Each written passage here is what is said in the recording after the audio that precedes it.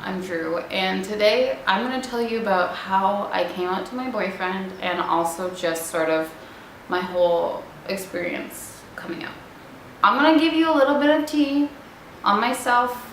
It's a personal blend, pretty strong brew. It's just my story, so I'm just going to tell you how it is and how it went for me. Just to sort of quickly rewind a little bit, growing up, I didn't really think about girls. It was definitely something that sort of dawned on me and that I sort of started to experience later in life. I think a lot of that had to do with the fact that I did also like men and I didn't identify with the term lesbian. Especially when I was younger, I didn't really know what else was out there. I didn't know that you could be somewhere in between, or I didn't know that there was a spectrum or anything like that. I always just thought of it as kind of black and white, and I think for that reason I just sort of like shut it off as something that wasn't for me. Also, from the time I was like 15 to 20, I literally didn't have any romantic interaction whatsoever. I was too busy doing my own shit and being like depressed. When I was 20 years old, I started dating a man and pretty quickly jumped into a pretty serious relationship until one day I met a girl. I don't know what it was about this girl. I don't know what it was about this point in time or this particular day, but I had a crush. And I thought, okay, let me go with it. I did tell her that I had a boyfriend, but I told her that I was in an open relationship. Nothing happened on that day, but I just told a blatant lie so that I could see her again.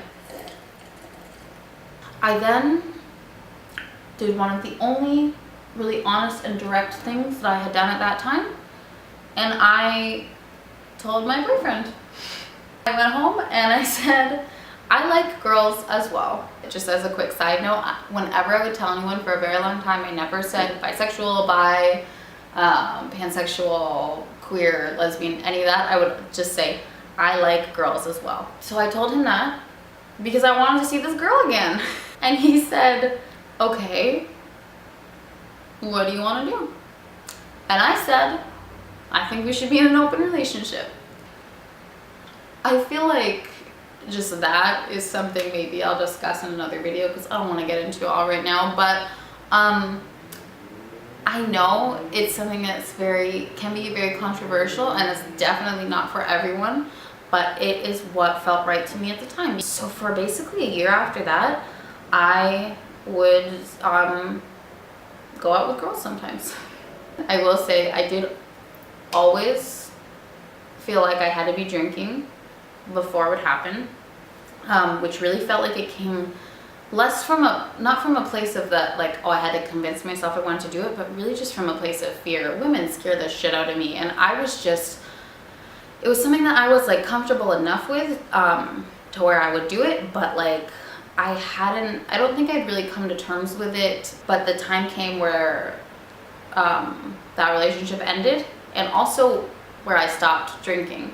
So that definitely sort of changed things for me a little bit. I'm gonna tell you a story really quickly of something that like I hardly told anyone because I'm literally so embarrassed by it, but this also just threw me off. So I had met up with one girl sort of in that period of time once I was single and once I wasn't drinking, and it was from Bumble.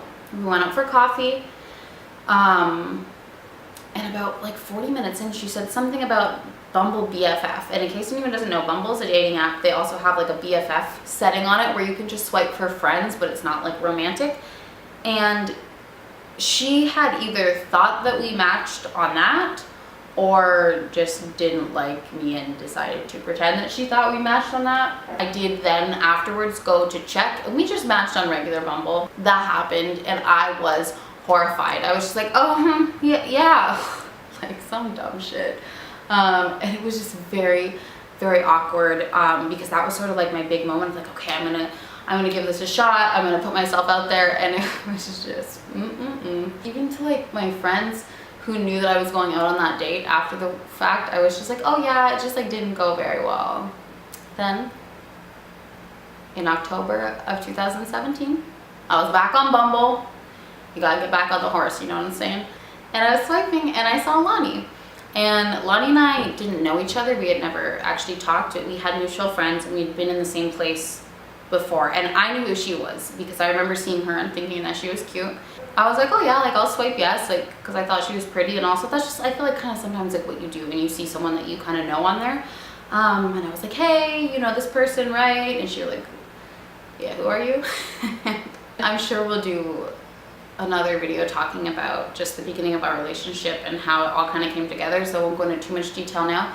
But basically we started talking, we started hanging out, and I thought, well shit, I would like her to be my girlfriend, which was kind of a new concept to me. Once we were together was really when I felt like it went from being something that I could just kind of be open about when it was convenient to being something that became a really important part of my life.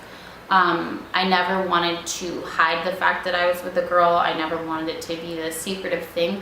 And because of that, and because I think in the past I have had a very sort of secretive nature, it was really important to me to just sort of throw it out there as much as possible. It was a little difficult telling my parents. And I feel it's almost harder, it was harder to tell people that were really close in my life because it was a little bit of this feeling of like, that they didn't know me, I think. I don't know if that makes sense, but I think it's always a little weird when you sort of go against someone's sort of set ideas about you. And that was the only thing, and I think it's just been a case of people getting comfortable with it and getting to understand it, because I think it just catches a lot of people off guard, at least for me in my situation, in my case. I was really lucky in a sense to be able to put it on the back burner for a long time and able to pass as being straight and able to just sort of identify as the part of myself that likes men for a long time. But I think the only thing that's been sort of difficult is just sort of the awkwardness that comes with no one ever assuming that I like girls.